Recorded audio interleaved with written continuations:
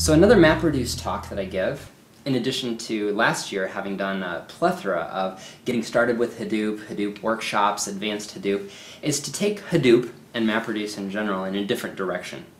This different direction is adding a layer of not only just DSLs, Cascading, but just an API on top of it in Java, and that's Cascading.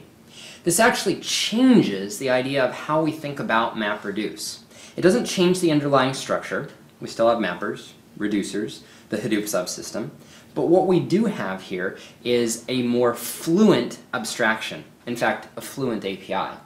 A way to look at the flow of the data through these large systems in a way that makes more sense than looking at that fine-grained, almost assembly-level mappers and reducers. We want to step up to a higher level of productivity, a little bit better abstraction around this framework, and produce something in a more efficient coding manner. Fewer lines of code producing the same result, or perhaps even a better result. Cascading is the core of that. That is that better API, written by Chris Wenzel out in California. He invented this thing that sits on top of Hadoop, but it's very lightweight. It has a planner, a better API, but a lot of the other things that developers ask for as well, which is better debugging, traceability, diagrams, the things that make working with an API a lot easier than just a low-level, and you're quick to see it as assembly language, Hadoop framework itself.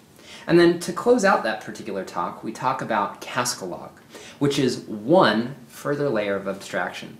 And that is actually a new DSL, closure-based, so the closure language on the JVM, that then further wraps Cascading. The ideas stay in place, but the syntax becomes even more dense, such that we actually have just single 2, 3, 4, 5, 10 lines of code representing what is otherwise a dozen, or hundreds, or in one extreme case, 30 lines of Cascading actually relating out to hundreds of lines of pure MapReduce code.